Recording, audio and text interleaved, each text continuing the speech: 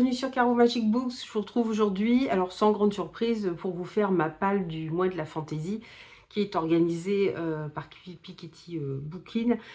Si j'y pense, je mettrai bien le lien vers ces vidéos, la vidéo explicative et la vidéo où elle présente déjà sa pile à lire. Alors ça fait déjà plusieurs années qu'elle fait ce challenge donc autour de la fantaisie qui dure du 1er au 31 mai. Cette année, c'est vrai qu'elle s'était demandé si elle allait le refaire. Elle avait l'impression qu'il y avait un petit peu moins d'engouement. Je pense qu'on a été nombreux à lui dire que si on voulait bien encore un challenge. Donc du coup, voilà, elle a fait quelque chose d'assez simple. Donc voilà, c'est pas, il n'y a pas 36 notes à prendre. Moi, ça tient sur une page. Il faudrait que je le refasse un peu mieux. Mais voilà, au moins, ça va être simple. Et puis, il suffira de taguer le mois de la fantaisie 2025 si vous souhaitez participer et vous voulez que les gens aillent voir aussi vos tags, retrouvent vos vidéos ou vos lectures pour le mois de la fantaisie. Donc cette année, il va y avoir en tout 8 catégories. Et puis voilà, il y a quelques mots-clés. Enfin, voilà, c'est pas trop compliqué. Donc je trouve ça très simple et je trouve ça très très bien. On va pas... Voilà, passer 3 heures à préparer une vidéo, c'est super. Donc la première catégorie, c'est magie et sorcellerie. Donc moi, j'en ai choisi deux. Alors, celui-ci que j'aimerais sortir de ma palle, qui est Magie et Sentiments, tome 1, Le secret de Longdon de Ariel Holz aux éditions Slalom. Le tome 2 va bientôt sortir. J'avais acheté en plus en relié collector, quoi. Je suis super contente. Ça, c'est un de ces livres où je me suis dit, ouais, je vais le lire rapidement. Et puis, bah, c'est resté dans ma palle. J'aime beaucoup l'écriture d'Ariel Holz et je trouve qu'il touche à des genres assez différents. D'ailleurs, pour ce roman-ci, il avait mis c'est comment ses sources d'inspiration et notamment il y avait du Bridgerton. Alors c'est du fantastique, c'est un peu de l'Uchronie mais qui se passe dans le passé et en même temps il y a ce côté effectivement un petit peu Enemies to Lovers parce qu'on a voilà, les humains se sont scindés en deux, une partie qui continue à vivre sur Terre et l'autre qui vit sur la Lune. On est en 1885. Bon, il y a, voilà, il y a quand même quelques heures diplomatiques et ce que voudraient la Terre et la Lune, c'est faire en sorte que bah, la paix s'instaure, qu'il y ait une meilleure relation diplomatique et notamment en arrangeant un mariage. Alors le premier, alors, ce sera avec Luc Exester qui est un mage redouté qui est aussi le bras droit du prince héritier des Terriens. Alors, donc c'est sa sœur Rebecca qui est désignée pour épouser Nathaniel, l'aîné de la famille la plus puissante des Lunaires. Et par contre, donc, on a notre Luc, le mage, qui fait la connaissance de la belle et mystérieuse Shiva, la sœur de Nathaniel. Bon, voilà. Donc, je ne sais pas si on va avoir deux couples ou un seul en particulier qu'on va suivre. Donc, c'est vraiment, il va y avoir de la romance, mais avec Ariel Holz, je me demande ce que ça va donner parce que voilà, il touche à des genres très différents et je serais bien curieuse de le lire. Comme le tome 2 sort là en mai, bah, ce serait pas mal quand même que je le lise. Donc ça, c'était pour magie et sorcellerie. J'en avais mis un deuxième pour magie et sorcellerie. Bon, là, je veux dire, il n'y a pas, c'est pas compliqué, hein. Faut que vous trouviez un livre qui parle de magie et de sorcellerie. Alors, par contre, où est-ce que j'ai mis le deuxième? Il est là, tout en bas. Je vais vous enlever le bandeau. Ce sera plus sympa sans le bandeau. Je l'ai reçu de la part des éditions Bragelonne parce qu'ils sont en train de rééditer des textes anciens en fait. Ils ont fait un superbe livre sur Lovecraft l'année dernière, je n'étais pas encore partenaire. Ils ont ressorti Dorian Gray, là ils doivent ressortir Le Magicien d'Oz. Et là en fait c'est la colline OJB, Gibbet Hill de Bram Stoker. Alors que c'est une novella, hein, c'est tout petit, c'est en édition bilingue. Donc, en fait, vous avez, voilà, de ce côté-ci, vous avez en anglais et de l'autre côté en français. Donc, c'est très court, hein. Pour rappel, Bram Stoker, c'est lui qui a écrit Dracula. Et je crois que cette nouvelle n'avait jamais été traduite en France. C'est un récit qui a été oublié, qui a été édité dans un journal. Est-ce que c'est noté? Tata, ça a été redécouvert par hasard dans les archives de la Bibliothèque nationale d'Irlande. Plus de 130 ans après sa parution. Dessinement bilingue, sublimé, glaçante, inédite. Une histoire glaçante, inédite. Donc, effectivement, c'est bien de l'inédit. J'aime beaucoup, je ne sais pas si vous voyez bien l'image de la couverture. Elle est très, très belle. Pour échapper au vacarme de Londres, un homme laisse ses pas le porter dans la campagne anglaise. Quand émerge au bord d'une colline au passé macabre une tombe et 3 enfants troublants dont l'aura sent plus vieille encore que les pierres. Donc, quelque chose d'assez mystérieux et qui, à mon avis, va se lire très très vite. Voilà, j'aime beaucoup leur édition. Bon, je ne vais pas le lire en anglais, hein, c'est pas la peine. Je suis trop nulle. Voilà. Alors, pour la deuxième catégorie, c'était Cozy Fantasy ou Quête. Alors c'est bête, hein, j'en ai lu il n'y a pas longtemps de Cozy Fantasy, un très beau roman de Cozy Fantasy, La petite maison au sortilège, vraiment très très beau. Du coup là j'en ai mis, j'ai mis pour Kate, alors il faut que je le retrouve. Voilà, un roman que j'ai reçu des éditions Léa, que j'avais très envie de lire, mais qui est bien costaud. C'est la trilogie de Licanus, tome 1, L'ombre du savoir perdu de James Islington. Donc Léa l'avait d'abord sorti en grand format, et depuis l'année dernière, je crois seulement, ils ont leur collection Magic, qui est leur collection de livres de poche. Donc là, je l'ai reçu en service presse, donc j'ai pas tardé à le lire de toute façon. Donc je me suis dit, on est en plein dedans, puisque on va suivre Davian, qui est un élève des talentés. Donc c'est plutôt... Apparemment, ils sont maîtrisés au-delà des murs de l'école. Il est obligé d'apprendre à contrôler son don. Mais il doit aussi apprendre à maîtriser l'essence. Il va l'essence avec un E majuscule. Fuyant l'école et les épreuves en compagnie de son mystérieux ami Weir, Davian va se découvrir des pouvoirs oubliés et déclencher une série d'événements qui vont bouleverser les terres d'Andara et au-delà. Au nord, un ancien ennemi que l'on croyait vaincu se réveille, et à l'ouest, un jeune homme dont le destin est lié à celui de Davian reprend connaissance dans la forêt, couvert de sang et sans aucun souvenir. Donc là, on est vraiment dans de la fantaisie et vraiment, je pense, dans une quête, puisqu'on va suivre ce jeune homme. Il fait plus de 850 pages, il doit faire 860 pages. Puis bon, c'est quand même écrit assez serré, hein, donc... Mais voilà, bon, après, j'ai envie de lire de la fantaisie adulte, donc on est en plein dedans. Ensuite, le 3, c'était créature fantastique ou anthropomorphisme. Donc, anthropomorphisme, c'est qu'on donne des traits humains à des animaux, tout simplement. Donc, il y a eu une petite coupure parce que j'avais oublié de sortir le livre que j'ai choisi. Alors, j'ai tout de suite pensé à ce livre-là. Steph de Piketty en a parlé aussi, évidemment. Quand on parle d'anthropomorphisme, on pense tout de suite à ce livre, c'est Mémoires de la forêt. Et là, je suis désolée, je suis montée et descendue les escaliers pour me dépêcher. C'est le dernier tome, le tome 4, La saison des adieux. Donc c'est de Michael Bras-Arnaud et illustré par Sanoé dans la collection neuve de l'école de loisirs. C'est une série que j'ai adorée, que là j'ai depuis un petit moment dans ma palle, mais voilà, j'hésite à y aller parce que c'est le dernier que j'ai vraiment beaucoup aimé. On suit Archibald Renard qui tient une librairie dans la forêt de Belle-Écorce et à qui va arriver plein d'aventures. Et puis on aborde des sujets quand même importants. Dans le premier, on aborde la maladie de l'oubli-tout, qui est en fait la maladie d'Alzheimer. Dans les autres, on aborde des sujets aussi très importants. Et celui-là, je ne sais pas, parce que ça se passe des années après. Je ne suis même pas sûre, c'est petit-fils peut-être, je ne sais même pas si c'est le petit-fils d'Archibald Renard qui tient la librairie. Donc voilà, on n'est plus du tout sur les personnages principaux du départ. Donc... ouais, ça va être avec tristesse que je vais quitter la forêt de Belle-Écorce, mais bon, il y a bien un moment où il va quand même falloir que je lise ce tome 4. Ensuite, la quatrième catégorie, c'est Uchronie, dystopie ou post-apo. Voilà, j'en ai plein, mais j'en ai sélectionné 2. J'ai commencé, pareil, je l'ai reçu en service presse, Polaris, Cycle Azur, l'intégrale de Philippe Tessier, toujours chez Magic, collection Magic de chez... pardon, de chez Léa. On est dans du post-apo sous-marin, on va dire, puisque les hommes ont dû quitter la planète Terre, enfin pas la planète, ils ont quitté la surface de la Terre et, il y a des siècles de cela, parce qu'il y a déjà un world building très important. Il y a déjà, ça fait plus de 600 ans qu'ils vivent sous l'eau. On ne sait pas trop ce qui s'est passé sous Terre, bon, on imagine plein de choses. Et ils se sont réfugiés dans l'eau, et notamment, ils parlent des légendaires généticiens qui ont existé il y a 600 ans. C'est pour ça que je vous dis, ça fait quand même un moment qu'ils ont quitté la surface de la Terre, qui avaient instauré une paix sous les océans, sous les mers, qui avaient réussi à faire perdurer la race humaine qui était quand même en voie d'extinction. Et bon, il y a eu des guerres, tout ça, ces généticiens ont disparu, et puis il y a plusieurs États qui se sont formés, plus ou moins belliqueux.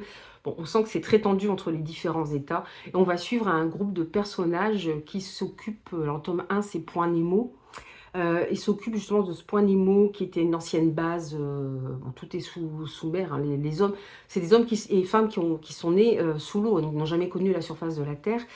Et ils doivent, cette station a été abandonnée, et ils doivent faire l'inventaire des ressources qui restent, enfin tout ce qui est ferraille et compagnie, robots, tout ça, pour les redonner à une société. Et puis ils sont un peu coincés dans cette base, puisque ça fait plus d'1 an qu'ils sont censés avoir reçu des ravitaillements, ils n'en ont pas reçu.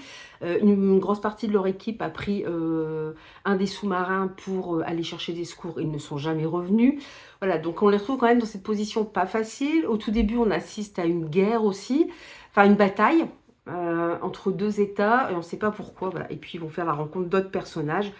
J'ai beaucoup aimé. Alors c'est vrai que voilà, faut rentrer dans l'univers parce qu'il y a quand même un world building et un background qui sont assez importants. Il y a déjà toute cette histoire derrière, 600 ans en arrière.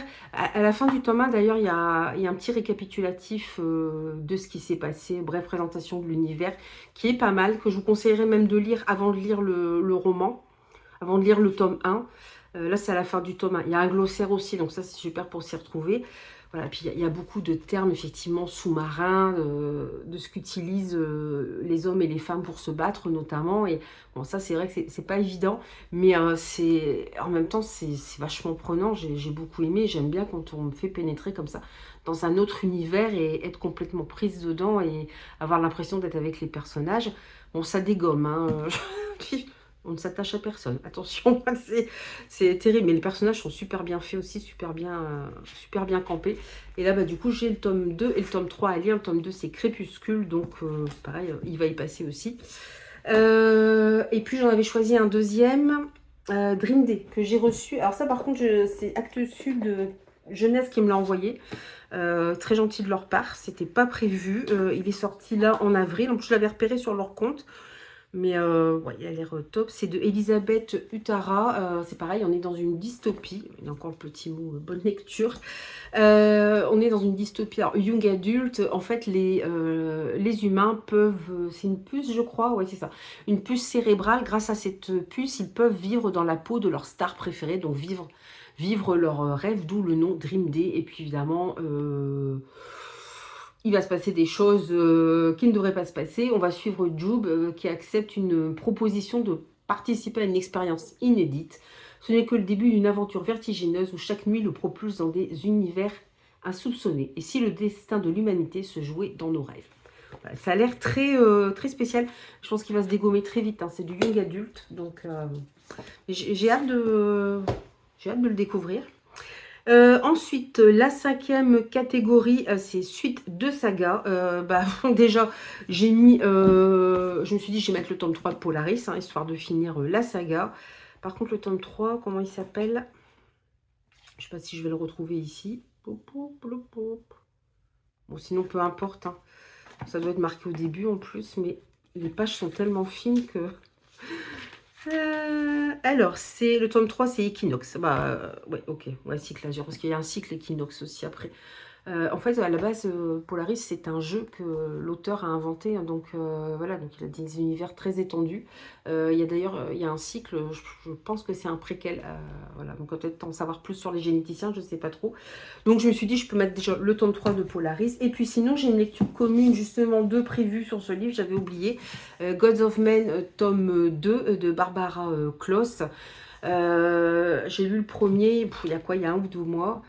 J'aime beaucoup. Alors, voilà, vous voyez, la jaquette, elle est assez simple. Hein. Le livre, il est comme ça, en hardback. Mais voilà, à l'intérieur, c'est super beau, quoi. C'est super beau, j'adore. Et des fois, je me dis, c'est peut-être le hardback qui coûte cher. Parce que maintenant, ils font des brochets avec avec jaspage. Des brochets jaspés ou des brochets avec jaspage. Qui sont un petit peu moins chers, qui ne sont pas du hardback, qui sont moins chers. Je dis, c'est peut-être le hardback qui coûte cher. Bon, là, en tout cas, celui-ci, il est à 17 €. Bon, il est quand même costaud, il fait plus de 600 pages. C'est très aéré, c'est un petit peu plus petit qu'un brochet habituel. Mais voilà, quoi, c'est une maison d'édition indépendante, donc on se dit que parfois, quand même, bon, il y a un petit peu d'abus, certainement. En tout cas, j'avais lu le tome 1 que j'avais beaucoup aimé. Dans cet univers, la magie est proscrite. On va apprendre au fur et à mesure ce qui s'est passé pour que les gens aient cette détestation, cette haine de tout ce qui est pouvoir magique. D'ailleurs, les derniers qui ont encore des pouvoirs magiques, ou le peuple qui, notamment, protégeait les mages, d'où étaient issus la plupart des mages, et pourchassés, tués, réduits en esclavage. Les femmes ont le droit de subir toutes les agressions. Enfin voilà, c'est assez horrible. Et on suit Sable, qui est la bâtarde d'un roi, d'un empire plutôt situé dans le désert. Et elle joue très bien de la flûte, donc elle est invitée, elle est assez bien traitée par son père, par ses frères et sœurs. Bon, sa belle-mère, bon, évidemment, voilà, elle n'était pas super contente de l'infidélité de son mari, mais ça va. Donc elle est invitée, voilà, il y a plein de diplomates qui sont venus pour essayer, parce que, encore une fois, c'est très tendu entre les différents royaumes. Je pense qu'on a une carte aussi au début en plus. Je ne sais pas si on l'a encore là. Ah non, il y avait une carte dans le premier, mais là, je ne la vois pas. Si, elle est là. Voilà. En plus, ils mettent une carte. Donc, voilà, Sable est invitée à jouer de la flûte. Et en fait, pendant qu'elle joue de la flûte, quand elle arrête, elle se rend compte que tout le monde est endormi. Et pire que ça, sa sœur qui est plus petite a subi les effets de sa magie. Sable ne savait pas qu'elle avait des pouvoirs magiques. Et elle est morte. Donc Sable s'enfuit. Elle s'enfuit dans les royaumes du Nord. Dans les terres, dans les Landes, je crois, ça s'appelle, vraiment, qui est un royaume désolé, où il fait très très froid, où on a toute la lie de la société qui vit là, qui s'est réfugiée là, des criminels, mais aussi des gens qui cherchent à avoir une seconde vie, les Landes sauvages, voilà, c'est ça. Qui essaie de s'en sortir, et puis bon, on la retrouve des années après, et puis en même temps, on va suivre, c'est Jorik, je crois, son nom n'est pas marqué, ça doit être Jorik, qui est prince d'un autre royaume. Son père est très malade et son frère aîné l'envoie chercher une guérisseuse dans les Landes sauvages. Donc cette guérisseuse n'est autre que Sable. Donc il va partir à sa recherche, sachant que voilà, ils ont notamment un système d'inquisition dans ce royaume. Mais ouais, il y a une scène, il y a des scènes très dures, hein. Moi je ne mettrais pas ça en young adulte. Parce que, alors, on n'assiste pas à la scène de torture, mais on voit l'état de la personne après. C'est quand même très dur. Et voilà, il y a une relation, un enemies to lovers, mais c'est vraiment très slow burn, hein. Il n'y a aucune scène de smut dans ce premier tome. Il y a pas mal de complots, il y a pas mal de mystères. On va parler de nécromancie. On va savoir ce qu'ont fait ces mages pour qu'on déteste autant et qu'on abolisse la magie. Ouais, il va y avoir des plot twists à la fin, enfin voilà, des petits trucs, on se dit, ah ouais, c'est vrai, j'avais repéré ça dans le livre, c'est vrai que c'est logique, c'est, voilà, puis alors, entre l'Inquisition, les nécromanciens, ceux qui disent que, oui, les mages vont revenir, ce peuple qui est réduit en esclavage, qui vit vraiment des choses horribles, il était vraiment très dense, voilà, c'est de l'héroïque fantasy, j'ai passé un bon moment, ça n'a peut-être rien d'extraordinaire, mais c'est vraiment été un bon moment de lecture. En tout cas, on l'a fait en lecture commune et voilà, là, on va le lire en mai, c'est prévu. Donc, c'est super. Je suis vraiment très contente de lire la suite. Puis peut-être qu'on enchaînera sur le troisième et j'aurai fini une saga, ce qui va être quand même pas mal. Ensuite, le 6, la catégorie 6, c'est réécriture de contes, légende ou mythologie. Donc, c'est assez vaste quand même. J'aurais pu en sortir 130 000 aussi, mais je vais éviter. Alors, j'ai sorti celui-ci que j'ai reçu de la part de Ingrid Roven aux éditions Corde de Lune. Alors, je ne suis pas partenaire avec Corde de Lune, mais avec l'autrice Ingrid Roven. J'avais déjà reçu Esudem de sa part. Et là, c'est un préquel à Esudem, c'est l'héritage de Méduse. Hein, donc, on va être vraiment... Là, on va parler de Méduse. J'aime beaucoup en plus la présentation. Vous voyez, les pages sont noires. J'adore. J'adore et je pense pas que ça va gêner la lecture. Enfin, j'ai feuilleté, ça n'a pas l'air de gêner la lecture. Moi qui ai eu des problèmes aux yeux il y a des années de ça, et bah, ça se ressent encore maintenant. Franchement, ça va, quoi. Il est vraiment très très beau. J'adore, il y a une dédicace et tout dedans. Et là, pour le coup, Esudem se passait à notre époque. Là, on va vraiment suivre Méduse, si je dis pas de bêtises. Hein. Ouais, c'est ça, on va vraiment suivre Méduse. Donc avec une réécriture du mythe de Méduse. Et puis, la couverture est superbe. Il n'est pas très gros non plus, hein. C'est presque une nouvelle, je pense. Hein. Voilà, donc comme réécriture mythologique, c'est parfait. Et puis, j'ai oublié de vous dire, Steph Dupikiti organise des lectures communes. Alors, je n'ai pas retenu toutes les lectures communes. Je sais que la première, ça va être Peau d'âme. La deuxième, il y en a une, c'est un baiser... Oh, je sais plus. Enfin, c'est 2 livres que j'ai pas. Il y en a un par semaine en fait. Le premier commence, la première lecture commune commence, vous aurez la vidéo arrivera le mardi normalement. La lecture commune commence le 5. Mais bon, après c'est pas grave, hein, vous aurez vite fait de rattraper. Et donc voilà, il y en a une toutes les semaines. Et voilà, les 2 du milieu, j'ai pas retenu le titre. Le dernier, c'est Martyr d'Olivier Perru. J'avoue que ça me tentait. D'autant que ça doit être J'ai lu ou le livre de poche qui est en train de les rééditer. Et le tome 3 n'était jamais sorti. Sauf que c'est des semi-poches, donc ils sont à 16,50 €, 16,90 €. Donc j'avoue que ça fait un petit peu cher quand même. Donc, je sais pas, je verrai bien, mais bon, pour l'instant, je me suis inscrite qu'à une seule lecture commune, donc à Peau d'âme, que j'ai acheté, voilà, au mois de mars, je pense, hein, que j'ai très envie de lire, qui est une réécriture de Peau d'âne, dont on a beaucoup parlé. Les avis sont dithyrambiques. Après, je me dis, bon, va pas te faire de fausses idées non plus, avoir trop d'attentes sur le livre, comme ça on est déçu. C'est de Odile Gelmeyer, c'est chez Gulfstream. Là, c'est le tome 1, les Lilas du Roi. Enfin, je trouve que la couverture est superbe, hein, déjà, avec cette main très possessive, ce portrait qui est déchiré, puis alors voilà. Le jaspage, alors, ils font des livres de plus en plus beaux aussi chez Gulfstream. J'ai encore le ticket de caisse dans le livre. En plus, celui-là, je l'avais acheté avec les chèques lire que m'avaient offert mes parents pour mon anniversaire. Je les avais eus assez tardivement, ils avaient oublié ils les avaient pas reçus, après on s'est pas vu, après ils avaient oublié de les ramener. Mais du coup j'en ai profité parce que je me dis celui-là j'ai avoir du mal à le trouver d'occasion. Et il me tentait énormément. Et voilà, je me suis dit c'est pareil, je vais l'acheter, il faut que je le lise quand même rapidement. Puis bah tout compte fait, bah non, il traîne là dans ma palle. Donc du coup normalement là, je l'aurai commencé quand vous aurez cette vidéo. Donc on va suivre, alors je sais plus comment elle s'appelle, cette blanche, simplement cette princesse. Alors je sais pas si vous vous souvenez de l'histoire de Peau d'âne.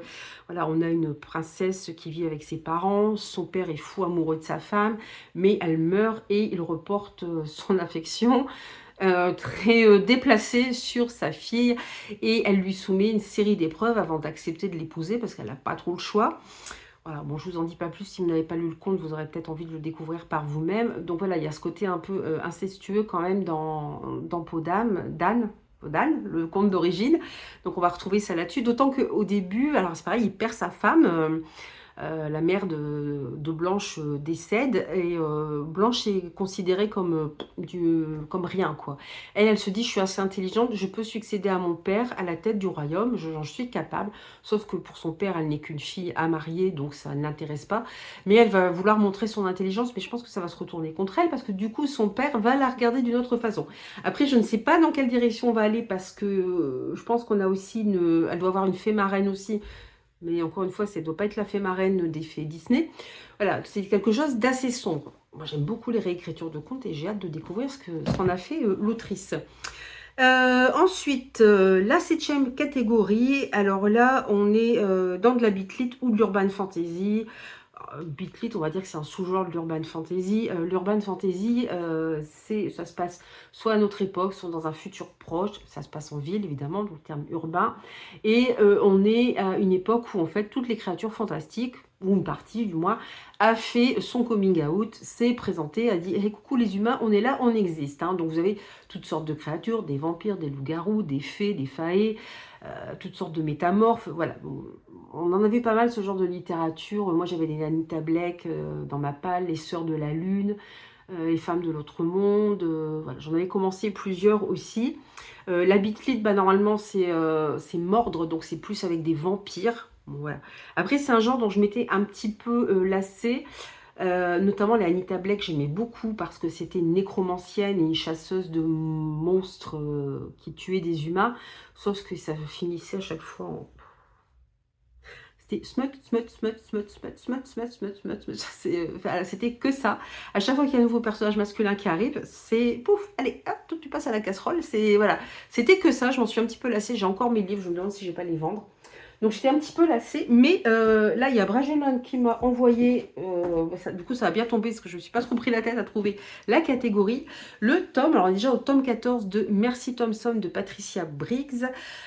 Tous les autres sont sortis en poche, ça c'est le tout dernier, il n'est pas encore sorti en poche, mais les autres vous pouvez les sortir en poche. J'avais commencé à lire la série il y a des années et ce que j'ai aimé c'est qu'il n'y avait pas trop de scènes de smut justement dedans, qu'elle n'avait pas 1001 partenaires. Merci Thompson, elle est mécano. C'est une femme qui est libre, indépendante. Elle vit près d'une... Alors, c'est une métamorphe coyote. Elle se transforme en coyote. Elle vit près d'une meute de loups-garous.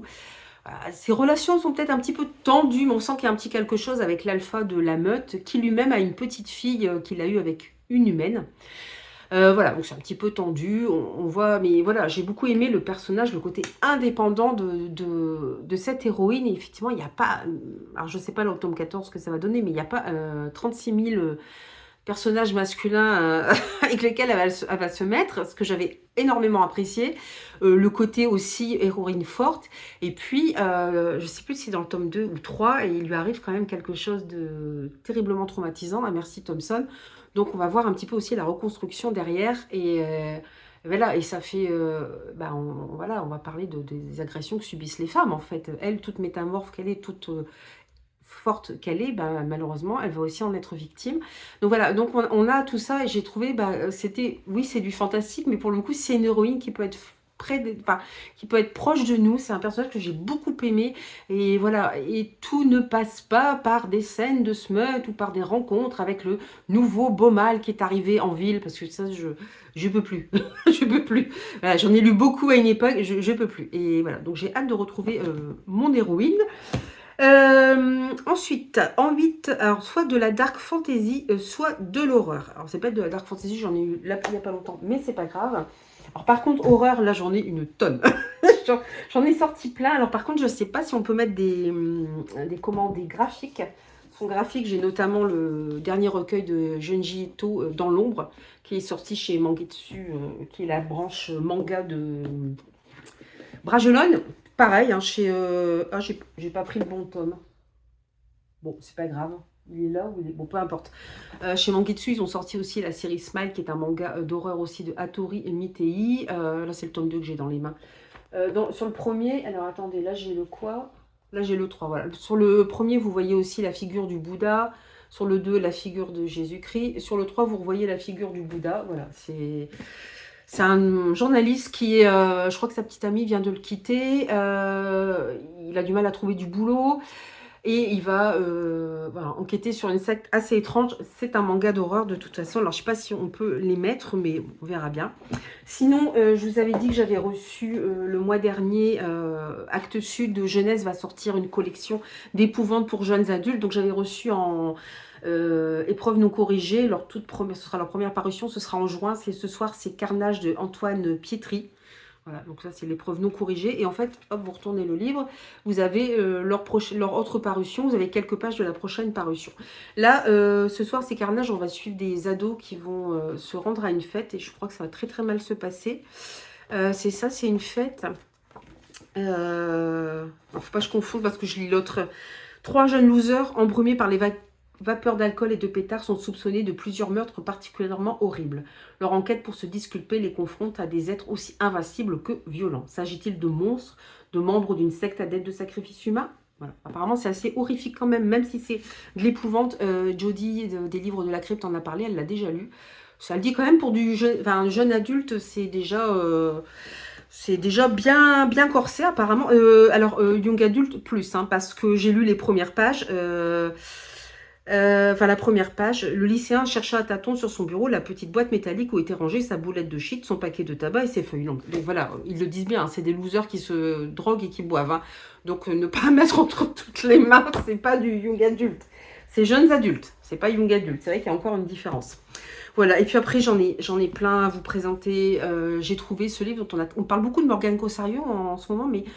ce livre-là, j'en avais pas entendu parler, je l'ai trouvé chez Momox, alors il date de 2014, il a été édité chez Mnemos, et on va suivre ce petit garçon qui est un peu mal aimé, qui est le souffre-douleur de ses parents et de ses camarades de classe, mais qui en même temps a un comportement assez étrange, et il va tomber sur un journal qui a été écrit par des jumeaux il y a 300 ans, qui vivait à la Nouvelle-Orléans. Donc, il va se passer des choses très étranges. Bon, Morgane Cossario, j'ai pas encore lu, mais j'ai tellement entendu parler de sa plume que j'ai vraiment envie d'y aller.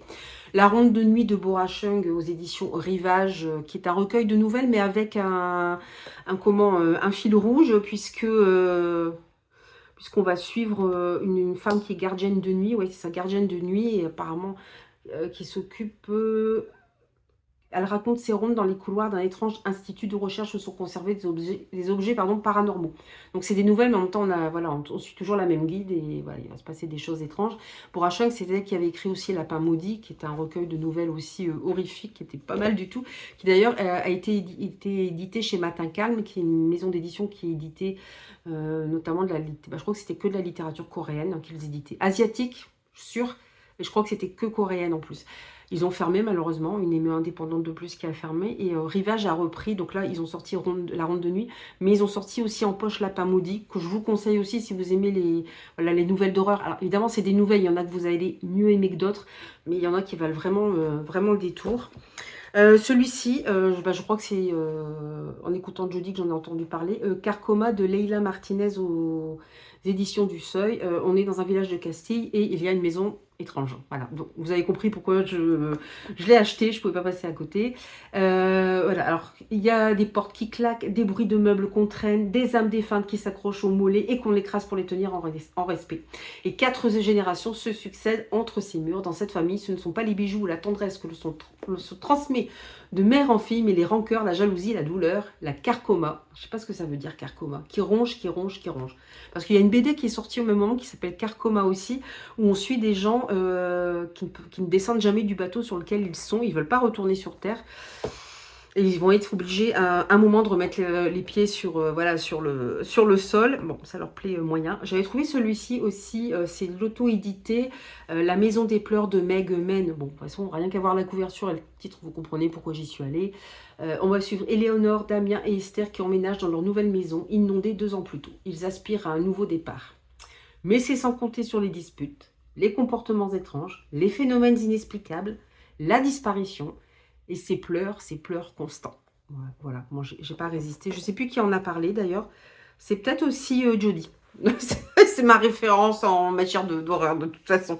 Voilà, donc j'en ai fini pour cette petite présentation. J'ai encore parlé pendant une demi-heure. Bref, je sais pas faire court. Voilà, pour la présentation de ces différents romans. N'hésitez pas à me dire si vous faites aussi ce challenge qui va durer 1 mois ou si vous avez envie de sortir aussi de votre balle justement des livres fantastiques, hein, de l'imaginaire. Voilà, n'hésitez pas à me le dire en commentaire. Et puis, je vous dis à très bientôt pour une nouvelle vidéo. Bye bye!